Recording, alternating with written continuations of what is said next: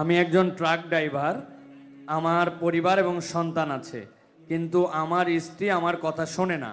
আমার করণীয় কি?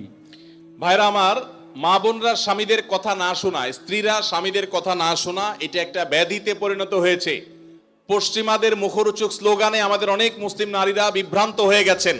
মনে রাখবেন, কোন নারী যত রকম ইবাদত বন্দিগি করুক, তিনি যদি স্বামীর সাথে সবসময় আড়াআড়ি করা, স্বামীকে ইগনোর করাকে অমান্য করার মানসিকতা তার মধ্যে তৈরি হয়, তাহলে তিনি কখনো নেককার মুসলিম নারী হতে পারেন না। যে ভাই এই প্রশ্ন করেছেন তাকে বলবো, বিয়ের আগে এটা ভাবা দরকার ছিল যে এই মেয়ের মধ্যে আল্লাহর ভয় আছে কিনা। যদি কেউ মুত্তাকি হয়ে থাকে, সত্যিকারে মুসলিম হয়, আল্লাহ ভীরু হয়, তিনি কখনো স্বামীর অবাধ্য হতে পারেন না।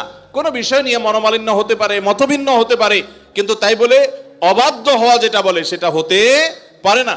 এখন এই বোনকে আপনি মোটিভেশন দেন, তাকে ভালো মুসলমান বানাবার চেষ্টা করেন। আপনার কথা শোনানোর চাইতে তাকে আল্লাহর আনুগত্য করেন, আল্লাহর আনুগত্যে আনেন। আল্লাহর আনুগত্যে আসলে সে স্বামীর কথা এমনি শুনবে ইনশাআল্লাহ।